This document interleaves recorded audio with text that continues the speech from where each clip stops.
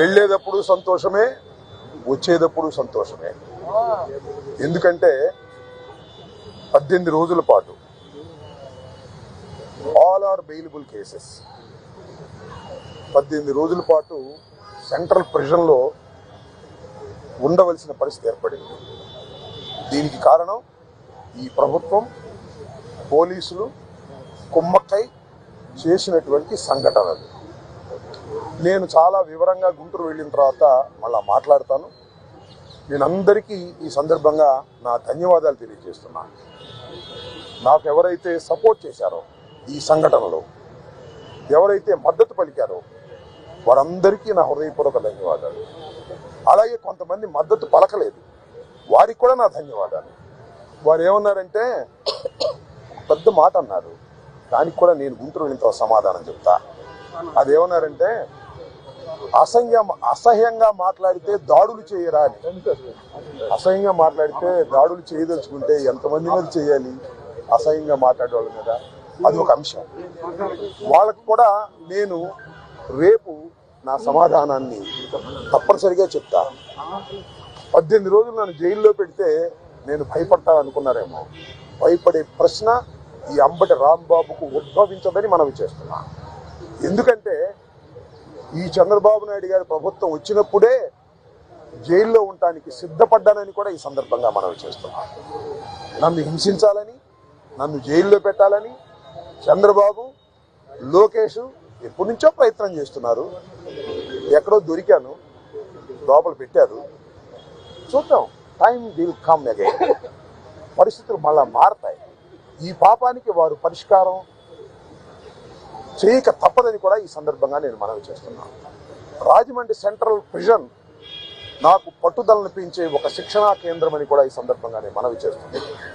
మరింత పట్టుదలగా, మరింత కసిగా ఎన్ని కేసులు పెట్టినా,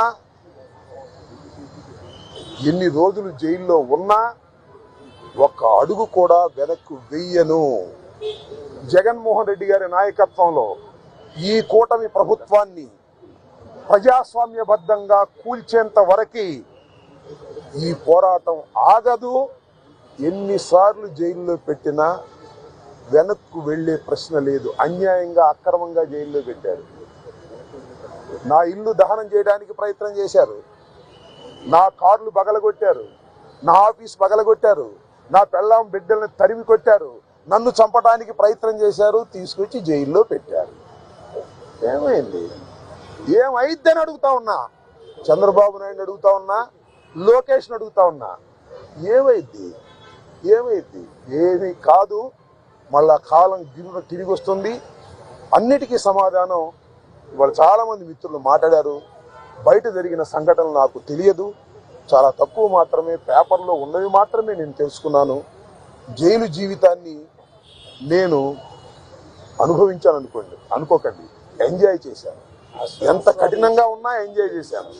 ఎందుకంటే ఒక రాజకీయ స్ఫూర్తితో రాజకీయాల్లోకి వచ్చినటువంటి వ్యక్తిని నేను, పట్టుదలగా ముందుకు సాగే వ్యక్తిని జైల్లో పెడితే భయపడిపోయే వ్యక్తిని అంతకంటే కాదు, మరింత ధైర్యంగా పోరాట పటిమతో ముందుకు వెళ్ళేటటువంటి వ్యక్తిని కూడా మనం చేస్తున్నా. ఎప్పుడు ఎక్కడ తప్పు చేయలేదు. పొరపాటు మాట్లాడితే వెంటనే పశ్చాత్తాపానికి మించిన ప్రాయచిత్తం లేదంటారే, మరి ఏమిటి? ఎంతమంది పశ్చాత్తాపడ్డారు? నేను తప్ప ఎవరైనా పశ్చాత్తాపడ్డారా అని అడుగుతా ఉన్నా. సరే, ఏది ఏమైనా టైం విల్ డిసైడ్. ఒకటి మాత్రం నేను చెప్పదలుచుకున్నాను. నాకు Renuka turned his passion into a thriving community with Hostinger. Now it's your turn to take your idea online. ఈ సందర్భంగా సపోర్ట్ చేసినటువంటి వారందరికీ కూడా పేరు పేరున నా హృదయపూర్వక నమస్కారాలు, ధన్యవాదాలు. నా పార్టీ కాని వారు కూడా నన్ను సపోర్ట్ చేశారు. దాడులు చేయటం తప్పన్నారు, దాడులు అన్యాయం అన్నారు. ఒకవేళ తప్పు మాట్లాడితే కేసు పెట్టి లోపల పెట్టాలి కదా, ఇంటి మీద దాడి ఏంటి అన్నారు. దాడి చేసిన వాళ్ళకు బెయిల్ వచ్చింది. దాడి చేయించుకున్న నాకు 18 రోజుల తర్వాత బెయిల్ వచ్చింది. ఏం చేయగలిగారు? ఏం చేస్తారు? దేనికైనా సిద్ధపడి రాజకీయాల్లో జగన్మోహన్ రెడ్డి వెంట నడుస్తున్నటువంటి వ్యక్తులం. ఆ రోజు రాజశేఖర రెడ్డి వెంట నడిచాం, ఇవాళ జగన్మోహన్ రెడ్డి గారి వెంట నడుస్తాం, తుదకంటూ నడుస్తాం. బొందిలో ప్రాణం ఉన్నంత వరకు జగన్ వెంట నడుస్తాం. ఏ విషయాన్నైనా, ఎన్ని కుట్రలనైనా, ఎన్ని కుతంత్రాలనైనా ఎదుర్కోవడానికి సిద్ధంగా ఉన్నామని కూడా ఈ సందర్భంగా మనవి చేస్తున్నాను. అందరికీ నా హృదయపూర్వకమైన ధన్యవాదాలు ఈ సందర్భంగా తెలియజేసుకుంటున్నాను. మళ్ళా రేపు వివరంగా గుంటూరులో ప్రతి విషయం గురించి కూడా నేను మాట్లాడతాను. ఇంకో అడిగితే అడగండి.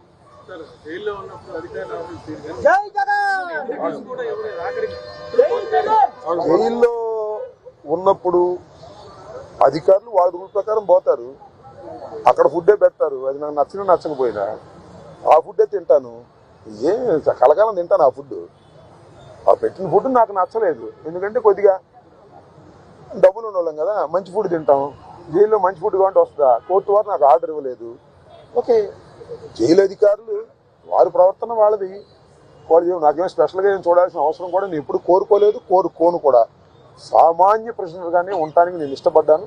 కోర్టు ఆర్డర్ ఇస్తే బయట భోజనం తిన్నాం అనుకున్నాం, కోర్టు ఆర్డర్ ఇవ్వలేదు, లోపల భోజనమే తిన్నాం. కొద్దిగా చిక్కినట్టున్నా, అయినా ఏం కంగారేం లేదు, ఏమి ఇబ్బంది కూడా ఏమి లేదు. ఆరోగ్యం బ్రహ్మాండంగా ఉంది. ఆరోగ్యం మరింత పట్టుదలగా ముందుకు సాగుతుంది.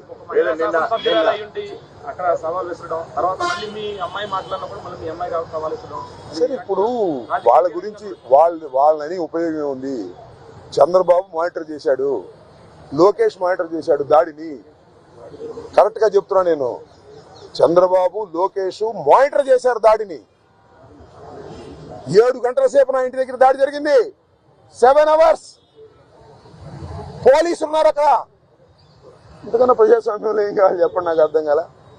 5 గంటలకు వచ్చి 12 గంటలకు వెళ్ళారు. తెలుగుదేశం కార్యకర్తలనండి, దుండగులనండి, దుర్మార్గులనండి, గంజాయి బ్యాచ్ అనండి, పోలీసులు అందరూ అక్కడే ఉన్నారు. వాళ్ళ సమక్షంలోనే దాడి జరిగింది, వాళ్ళ రక్షణలోనే దాడి జరిగింది. మీ అందరికీ తెలుసు, నేను ప్రత్యేకంగా చెప్పాల్సిన అవసరం లేదు.